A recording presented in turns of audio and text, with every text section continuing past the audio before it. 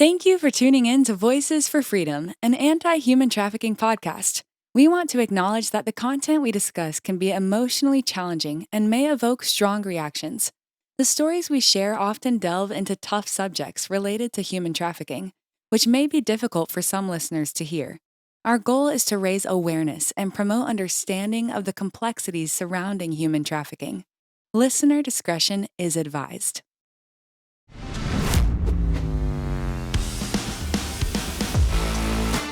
Coming up on Voices for Freedom, an anti-trafficking podcast. I know of 4 generations of women in Central Florida at a certain strip of a street where they have been trafficked, and just it passes down to their child. You know, you got the grandmother, the great-grandmother, the grandmother, the mother, and then the child, right? And they're growing up and they're not going, hey, I have been sex trafficked. That's just normal to them. That's just everyday life. That's every day. That's survival. Mm-hmm. That is survival mode. That's, this is all I know.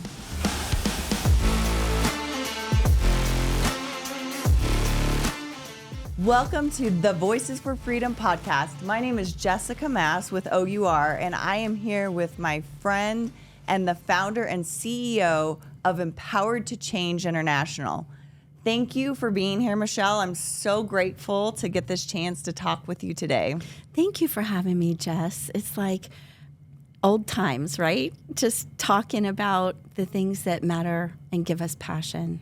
Yeah. And I've had the privilege of knowing you since 2001 when we did the Super Bowl outreach in Florida. Yeah, 2021. So it was the Super Bowl of 2020. Okay. That one, yeah. So we're 4 years now. This 4 is amazing. Years. I know. It totally is. I remember meeting you and trying to piece together everything you did because there's so many different things you do.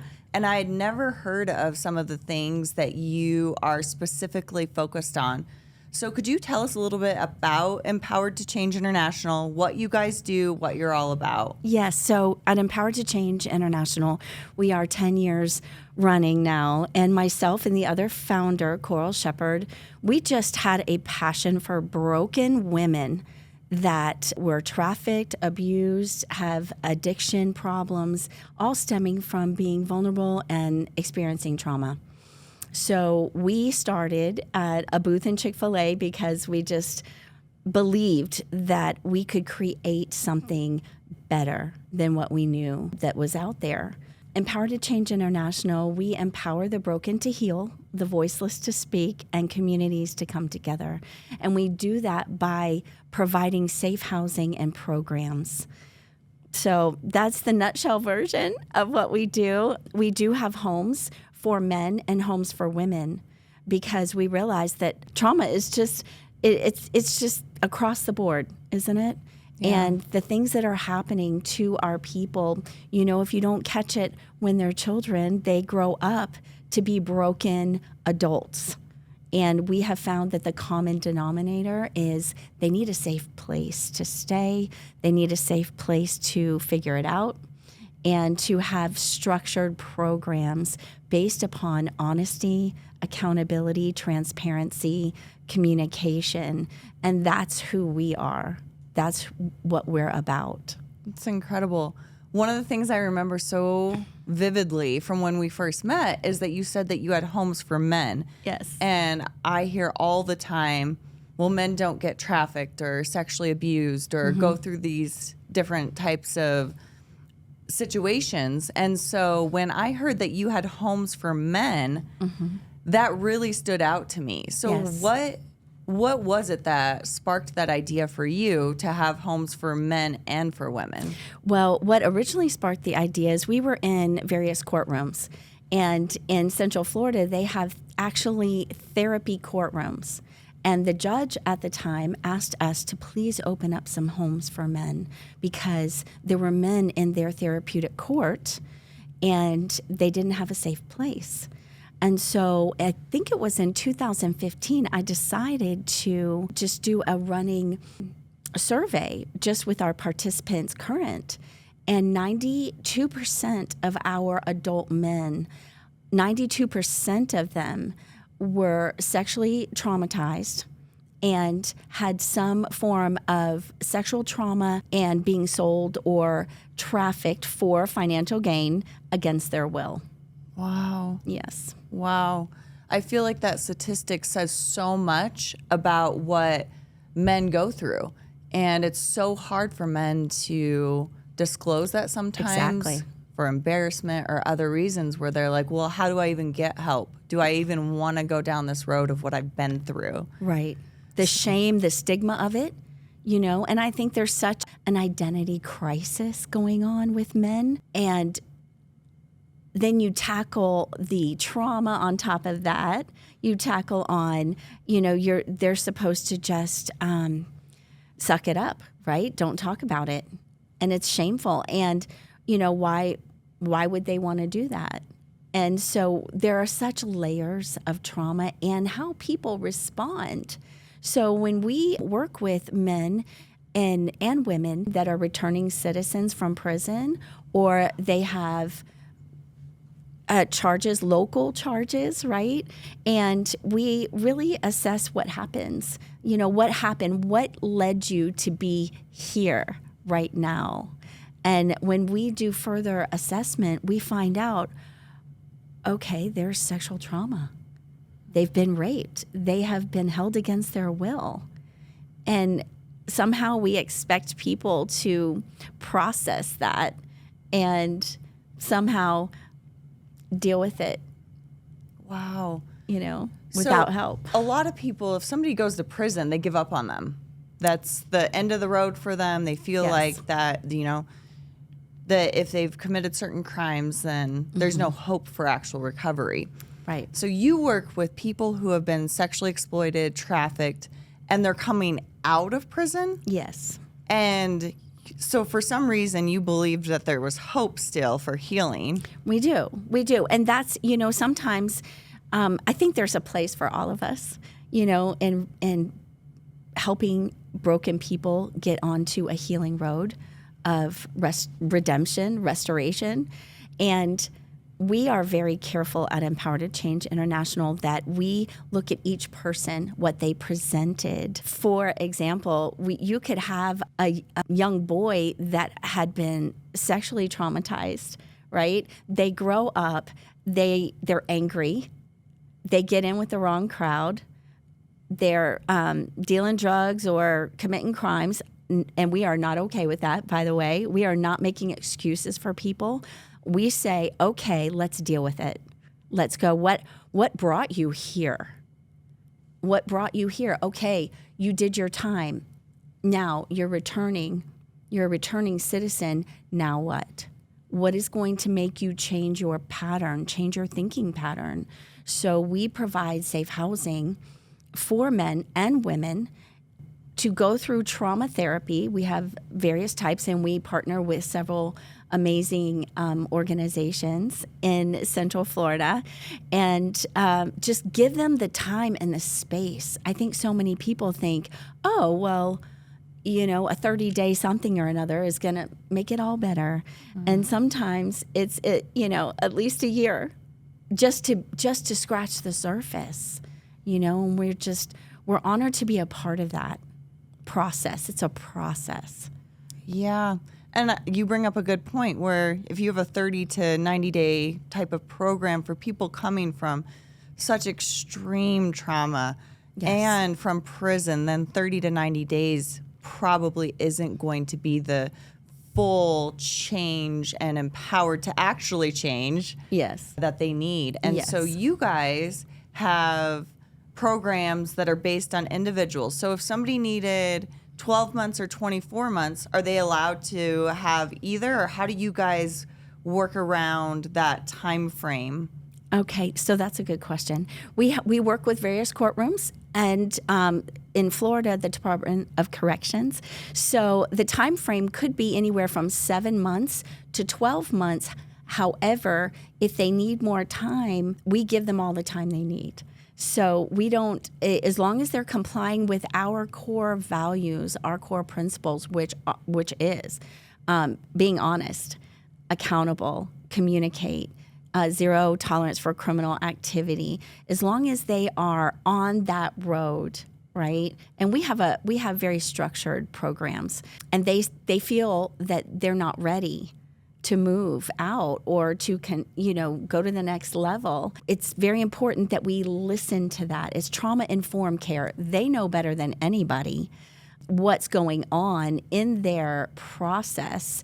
And it's also building relationships. We have an incredible staff at Empowered to Change International that we it's face to face.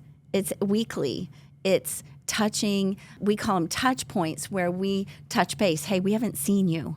We need to see you. We'll go into the home. We have peer coaches and peer specialists, which I firmly believe that people that have been down the healing road and they want to be a peer specialist and use their lived experience to actually make a difference.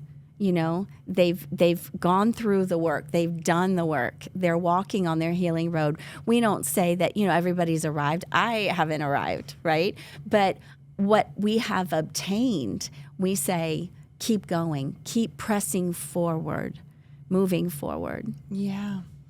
Michele, that's amazing. Could you tell me, you touched on it briefly, so could you just tell me a little bit more about what is therapeutic court? In a nutshell, how would you describe that? Okay. Because a lot of people have never heard of therapeutic courtrooms. Right. So that's a general term. Around the nation, it would be drug court. Some courts have specialized courtrooms for prostitution. And I'm very careful because I need the grace not to have all the perfect language, right? Because what they are, in fact, are prostitution courts. That's the official title that the state of Florida has given them? Well, it's not just the state of Florida, and it's around the country, and they could have a different name for it, and I just want to be careful. They could just, I'll just make up a name, Sunshine Court. Okay, something that says, hey, we're here, we know what this is. And it is for a therapeutic road. If there's a prostitution charge, misdemeanor or felony, they could get pulled into these specialized courtrooms, okay? And then they get evaluated. And then further evaluation, and we've had people come into our program court ordered, and they're when I say court ordered, everybody has a buy-in, okay? Nobody is forced to come and get help. No one's forced to go down a therapeutic road. They want to. They have to want to. And when they do come in, that is many times where we go, okay, no little girl aspires to grow up and prostitute herself on the street. And what we find out time and time again is, they were vulnerable. They ran away from a domestic violence situation, or they aged out of foster care, or they got in with the wrong crowd and the boyfriend saw dollar signs after a bit. And then they stumbled into prostitution. And then they stumbled into being trafficked, because then they're being held against their will. They're there to do their sexual services and then turn the money over to whoever's controlling them. Wow. And that's when we find out, once they've already come into our program, we're like, wow, this is very layered and deep. Well, thank you, Michele. We are going to take a quick break and tell you about one of our sponsors, but don't go away, because this conversation is meaningful and insightful, and I think will really help us have a better understanding of what trafficking is, what it's like for those that have been trafficked and then end up in prison, and what it's like for them coming out. So stay tuned as we take a short break. We want to give a shout out to our sponsor, the o.u.r store. Are you looking for a shopping experience that goes beyond the ordinary? Well, look no further than the o.u.r store, where every purchase makes a difference. But it's not just about shopping. It's about our values. We responsibly source products that spark conversations on human trafficking to increase awareness or directly aid survivors. Join the movement. Visit store.ourrescue.org. That's store.ourrescue.org and use the code VOICES10 for 10% off your total purchase. Voices10 and shop with a cause. Welcome back. My name is Jessica with Operation Underground Railroad, and I am here with Michele from Empowered to Change International. And we're having this interesting conversation about what sexual exploitation and trafficking looks like in different situations. So, Michele, thank you for talking about drug court and therapeutic courts and things like that, because I think that really does give us a deeper understanding of what trafficking is, what it looks like. Thank you. I'm honored to be here. And I think people don't even know that these type of judicial systems are even out there. I actually didn't know until you educated me a few years ago. And I've been working in anti-trafficking for a long time. And so I think giving that insight is so powerful and helpful for us to understand. Yeah. So, Michele, when somebody is coming out of prison or from a different situation, how do they end up in your organization at one of the safe homes? How do they even end up there with you? Okay. Well, there's different formats, if you will. So, for example, when we're discussing the prison system in Florida, we have a great relationship with the Department of Corrections. And I just want to give kudos to the Department of Corrections. The reformations that have been happening over the years that we have been involved, I can tell that they're making a difference. And there's some incredible people in the Department of Corrections that truly care what happens to an individual once they leave. And so what happens with, I'll just use women as an example, okay, Lowell Prison is the largest women's prison in the United States, last I checked. Okay. The largest in the United States? Yes. Okay. That's the stats that we understand, and that's Central Florida. So we have an office there and a home for returning citizens coming out of Lowell, and not just Lowell, but other institutions in Central Florida or South Florida. And what we do is we go inside the prisons. We talk about who we are, all right? We understand that there are groomers in the prison, that there are traffickers that are aware of women and their outdate, and we understand that they are waiting and preying on the vulnerable. And what I mean by vulnerable is, okay, you have a woman that's been incarcerated, whether 18 months or 10 years, 5 years, 20 years. All right, everybody's got a story. And when they leave, the trafficker is waiting and going, hey, I don't know if you have a place to go, but I have a job for you. And it sounds like a legit job. I mean, your number one thing is, where am I going to move? How am I going to make a living? How am I going to pick up the pieces? And so Empowered to Change, our heart is to build relationships with people in the prison, with the Department of Corrections and the corrections officers, but also educate and make aware of the women in the prison who we are, and for them to think about it and to have a plan. And so that's where it starts for us. And when they do have the out date and they do choose to come into our program, then our staff will meet them, whether it's at the gate, whether it's at the bus station. We just take it from that moment and just walk them through, and understanding that it could be a very huge shock for these women, depending on how long they've been in. Yeah.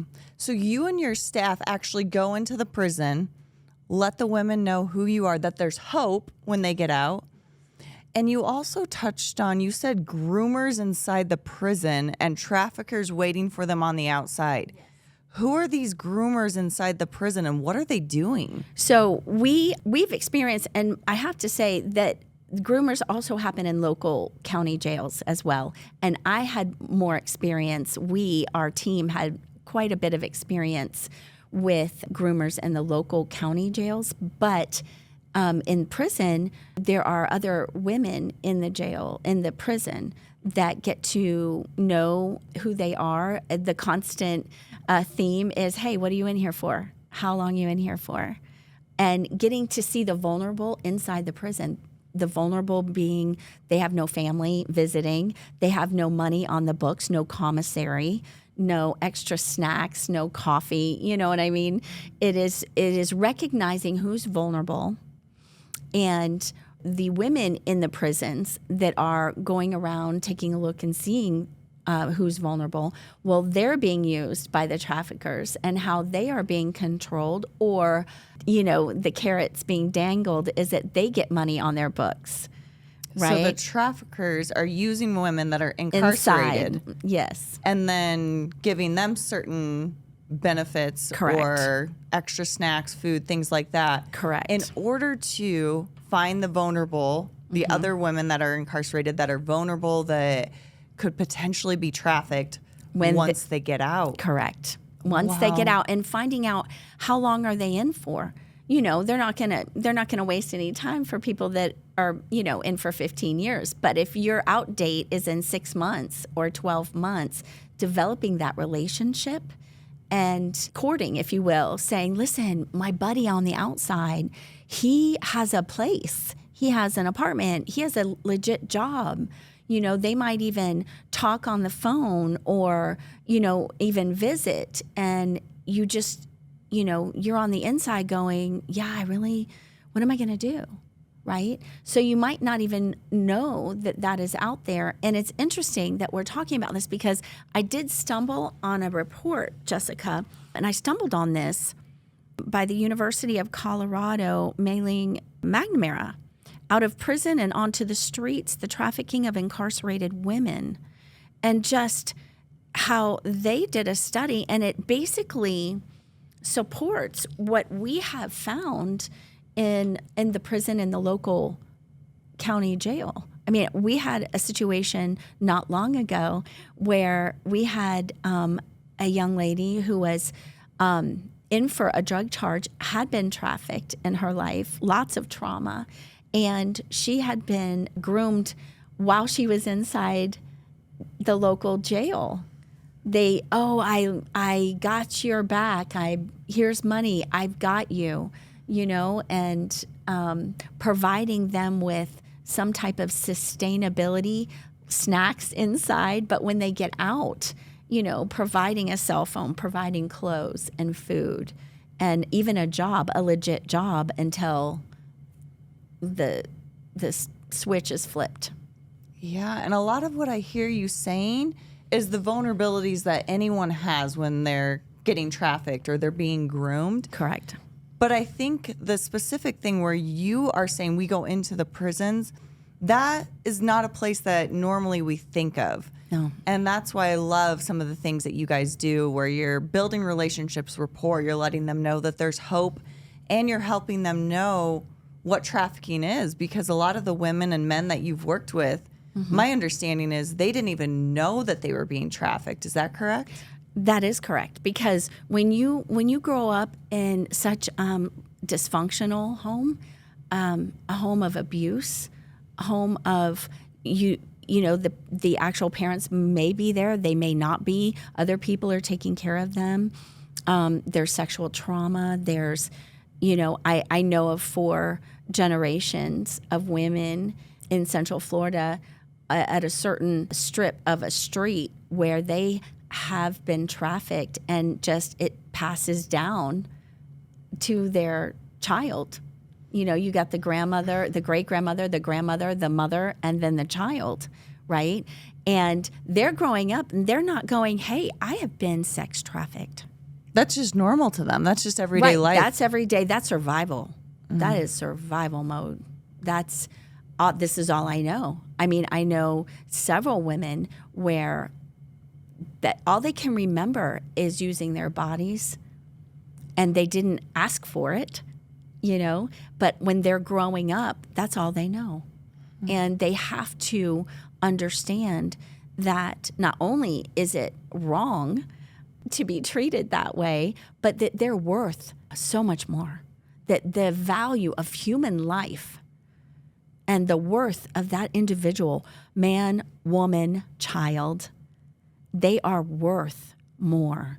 And that's where we just begin. It's not for the faint of heart, for sure. We just start loving them. And part of that love is telling them the truth. It's not, we have this saying around Empowered to Change. We say ETC, no blind eye, no deaf ear, right? So we love on them, but we are not afraid to press in and say, listen, you don't have to lie anymore. Did you know that? You can actually live a life without lying. The truth sets you free, right? That's what we learn. We learn that in so many different areas, and they don't have to lie anymore. They don't need a, quote, sugar daddy, because they'd never thought, hey, I can have a legit job. I can learn how to manage my money, pay my own bills, and I can learn how to stand on my own 2 feet. That's amazing, because that's the life transformation that you're talking about. It is. And one of the things that I've experienced through my years of working in anti-trafficking and at o.u.r. is people have this myth that a trafficker looks a certain way. They're like a creepy, right. dirty person that's just lurking in the dark.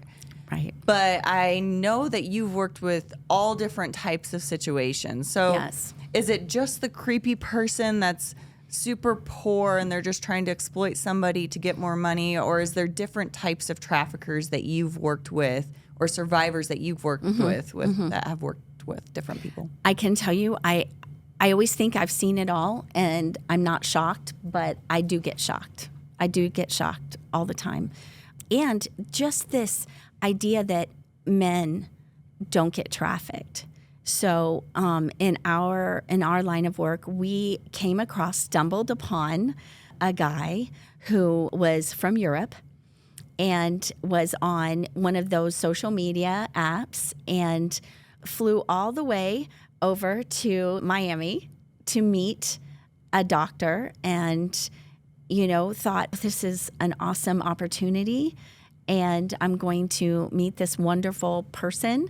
And he was being groomed by a doctor, and over the course of time, just got him to move in with him in another location in Florida. And miraculously, his passport goes missing, his ID goes missing. There's a huge drug problem they're using together. So many of the traffickers start off to be, boyfriends, girlfriends, trusted people, right? So over the course of time, he was being used to, in order to live in a nice home and eat food. And, this person owned everything about him. If you want to eat, if you want to stay here, you're going to run this over here, you're going to do this. There are no boundaries with traffickers. I've heard people go, well, is it human trafficking or sex trafficking? Did he use them for sex or employment or drugs? And the answer is yes. A lot of times it all goes together. Right. There's no honor among these type of people. It's seeing the vulnerable and taking advantage and seeing how they can benefit financially. Wow. In every way. And it's not always poverty situations. You said he's a doctor. So the guy had this man that he met on a social media platform. Correct. Had him fall in love with him, basically. Correct. The whole Romeo trafficking situation. I love you. I care about you so much. I'd do anything for you. Exactly. And then the script turns. Correct. And now it's, you owe me. You need to go and run these drugs, or you need to go do this, and now I'm also going to sexually exploit you, and right. And I took your passport or your ID. You right. have no way of leaving, and then what are you going to do? And you can't get a job because your green card expired, right? And you don't have any ID. But with this particular person, and I'm only speaking of lived experiences, and I want to be real careful. I was given permission just to talk about this person. But what was incredible was when this person a few years ago became in our program, he didn't receive. I tried to say, listen, you're worth more than this. You're being used. You're being trafficked. And he goes, no, I wasn't. Right? No, I haven't. And then over the course of time, and in his life, and he's certainly no longer in our program, but just had different run-ins with law enforcement or the prison system, reached out to me and said, listen, I just want to thank you for speaking that truth to me. I didn't receive it right away, but now that I've been here sitting in, this institution, I look back and go, yeah, wow, I was being trafficked. Whether it can be proved or not, whether it can be prosecuted or not, the fact remains is that he came to an understanding that he was in fact trafficked, that he has been used and sold and traumatized, and his life took a serious left turn. And just that realization is the beginning of healing, because you have to get to whatever crud at the bottom that led you here. And so that was encouraging, not just for us as a team, but just for him to see his worth, that he was created for more than this. And that was exciting, that we could just be just a very small piece in his puzzle, his recovery, his journey on the healing road. Which is what you guys are all about, That's is right. being a part of somebody's journey and walking alongside them. And to what you're speaking to, I do think there's so much power when we can identify what we've been through, the trauma that we've been through, Yes. to help us then start to heal. Correct. Yes. So thank you, Michele. We are going to take a short break, come back and listen to the rest of Michele's amazing organization that she started, and learn more about what trafficking is, and to be able to identify it in your own community, because this is something that we're talking about that happens right here in the United States. This isn't just an international problem. This is here in the United States, and Michele is tackling this problem head on. So thank you. Stay tuned.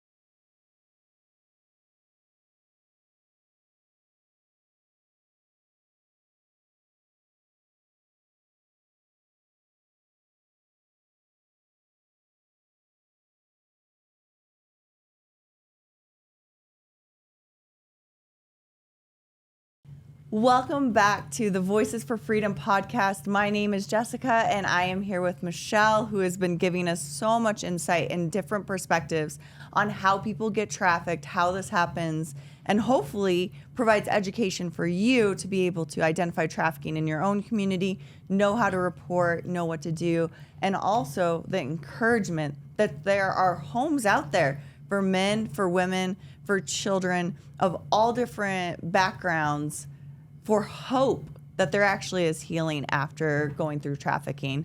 So Michele, thank you. Michele, Thank you. one of the things that people criticize sometimes is that aftercare homes are either faith-based or they're not faith-based. And depending on where someone falls on that Right? spectrum is where their Right. criticism usually comes from.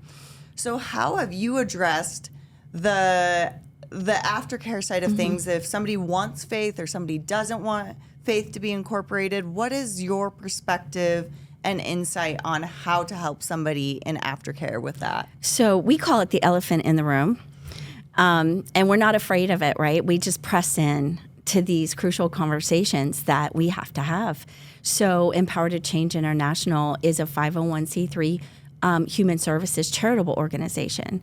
However, myself and Coral Shepherd, this was founded on the faith of us women, right? So we're women of faith and we're unashamed over that or unafraid. However, we want everybody to feel safe and know that they have a choice, right? So if we have somebody coming in and they say, I don't want to speak about spiritual matters, well, then we honor that, because I don't like anything shoved down my throat. Do you? I sure don't. No. So we do that. Now, part of who we are is for communities to come together. So we do partner with churches, especially post-COVID, that, are interested in home missions, right? So foreign missions, great. We are all a part of that. We're excited to support other organizations.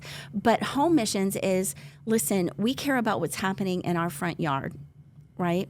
So whatever that particular church has a heart for, so we partner with a church in a small town in Florida, and they have a heart for men after they have done their time in prison.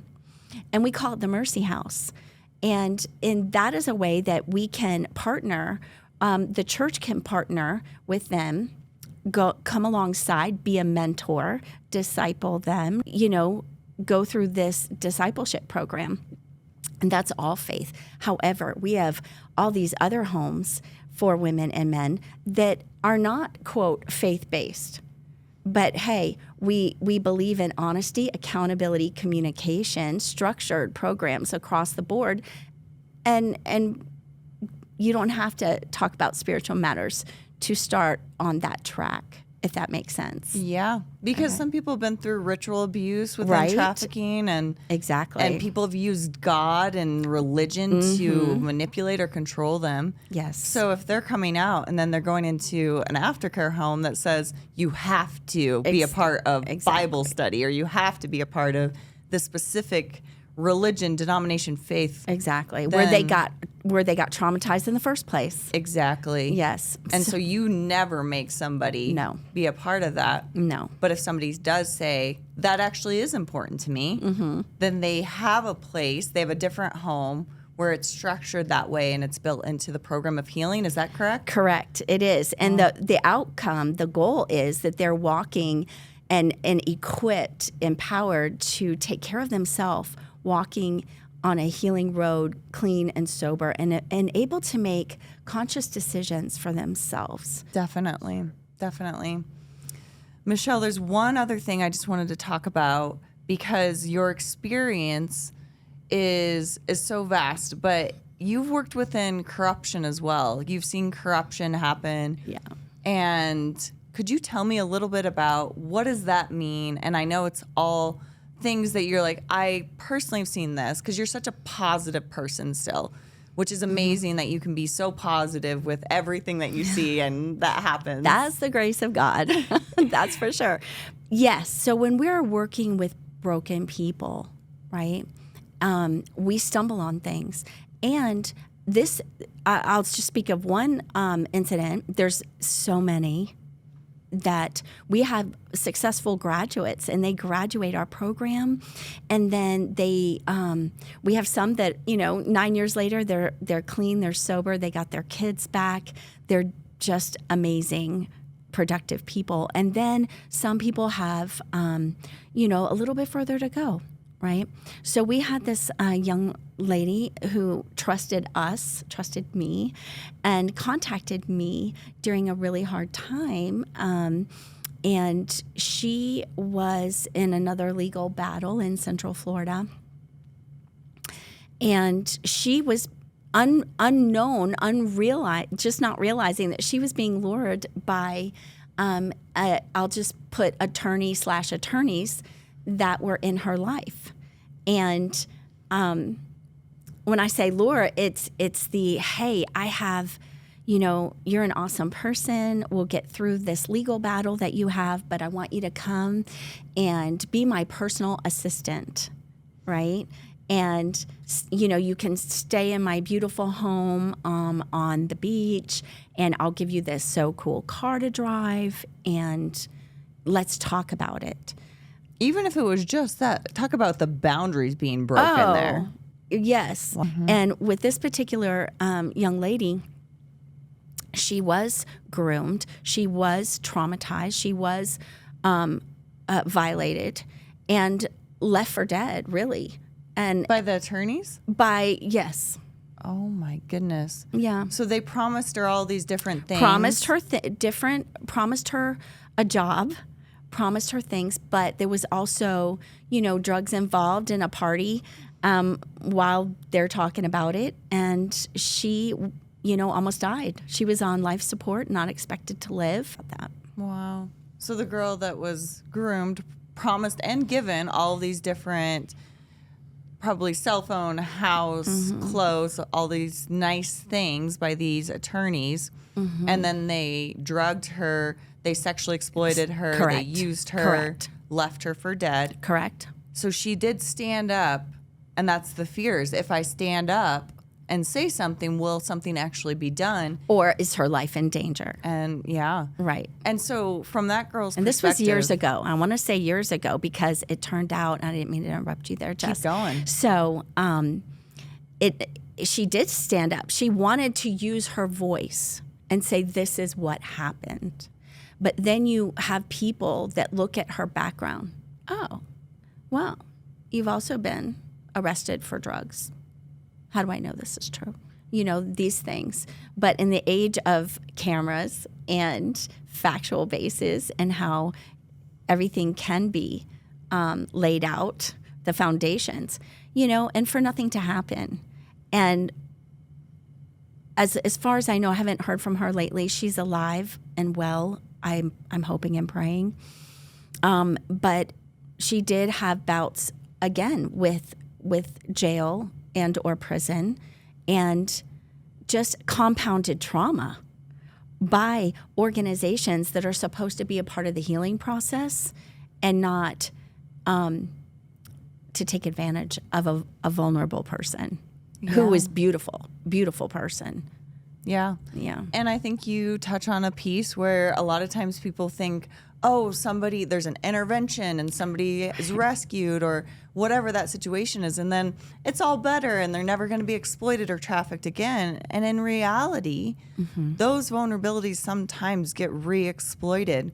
And I think with Empowered to Change and other organizations, we won't give up on you though. Right. As long as there's still breath in your lungs, we will not That's give correct. up on you. And we'll continue to walk this battle with you as you're fighting the complex trauma that you are speaking to. Yes. And one of the things that I love with having you on, Michele, is that this specific podcast, we want to have those hard conversations. Yes. We want to say, hey, here's a topic or here's a controversy. Here's something that people in the anti-trafficking world don't agree on. Let's talk about it. Right. And start to have conversations with each other and within the anti-trafficking communities. And like you said, you partner with a lot of different people. Let's come together in unity so that we can help the one and we can continue to be unified in our actual mission, which is to love people and to help them heal. 100%. And it's the hard conversations that we can feel like, oh, you don't talk about that, And Empowered to Change has just walked out these things where sometimes we might be just, okay, so we're in a corner by ourselves and that's okay. It's that we know who we are. And we always say it's progress, not perfection. We are fallible people, but it's the heart. It's the walk of, but we want to be healed, and I'll fight for it. I'll fight for my own healing. And that means I have to be free to say what has happened in my life.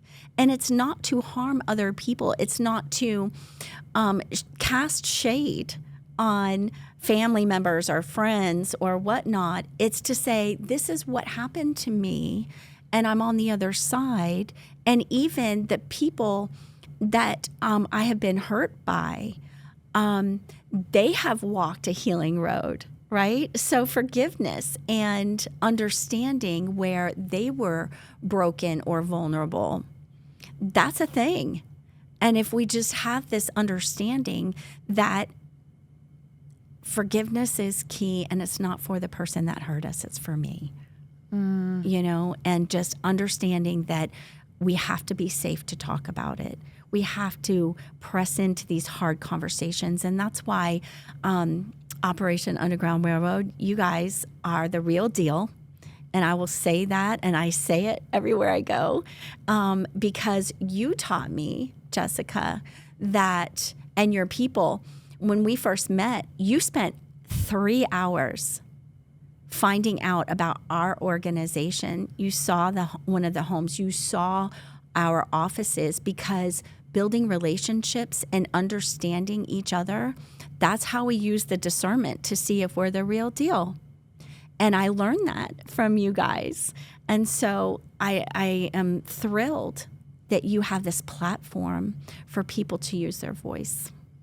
Oh, well, it's I get to learn so much too, but I do believe in authentic relationships, and also when I mess up or when I say the wrong thing, then I can ask for forgiveness because we're in real relationships. Exactly. And so we've loved partnering with you. We've loved the ways that we've got to help Empowered to Change International with the house and with different things that we've got to help with empowering you guys with. Yes.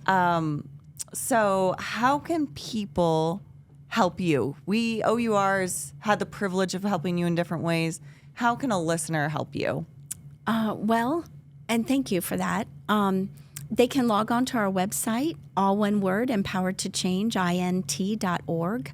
And we always are looking for, even from small donations for people that are now in a healthy place to get a job. We help with employment, but they need transportation for that. So even something simple as a bus pass, right? Or food, money for food just until they get started on a small scale. That's huge, and that's always welcome. But understanding that Empowered to Change International, just like Operation Underground Railroad, we're better together. And we want to uplift and highlight organizations like yourselves and others that are the real deal. And it's not all about us and, what we can give or get. So just any way that we can help you guys is on our plate as well. Well, thank you, Michele. And being in unity is what it's all about, because sometimes anti-trafficking organizations will start to not like each other, and it's like, oh, but our mission is to serve. Right. So even if we don't agree now, maybe we'll agree in 5 years, but if we hurt our relationship now, we won't have the opportunity to agree in 5 years. Exactly. Listen, I always say, this we get our hands dirty. Why? Because broken people need help. And there is no, we don't know what we're going to get ourselves into, but we have to have the grace and understanding that we're in it for the right reasons. And that's important. So I really appreciate this opportunity. Well, thank you, Michele. It's been an honor to partner with you. The homes that you've created, I personally have seen. Yes. They're amazing. I'm glad that we got to purchase an aftercare home, one of the houses for you, because I've seen what you do with it and how you are truly helping so many people. Yes, and we are grateful because it is that particular house that o.u.r. Helped us save. It was going to be shut down right after COVID for the housing reasons, and it is that particular home that we were going to lose, and we were also going to lose our presence in that region. So thank you that because you vetted us and you knew who we are, that o.u.r. just said, no, here, we have the means. We want to help you. And so we didn't shut down, and thriving even today. It's incredible. It is. Michele, thank you so much. It's been so good to be with you today. Thank you. And I really appreciate our friendship and true collaboration. Yes, thank you. Thanks for listening. Did you enjoy this episode? If so, please leave us a review and subscribe wherever you listen to podcasts. If you have ideas for future episodes, email us at voicesforfreedom@ourrescue.org. Lastly, we encourage you to join the fight. Make a difference today by donating at ourrescue.org or text podcast to 855-944-5646. Again, that number is 855-944-5646. Next week on the Voices for Freedom podcast, we are going to be talking about the Super Bowl, about demand, about U.S. trafficking. My co-host Matt and I are going to dive deep into this difficult topic, and so we encourage you to be a part of that on Voices for Freedom podcast. Thank you.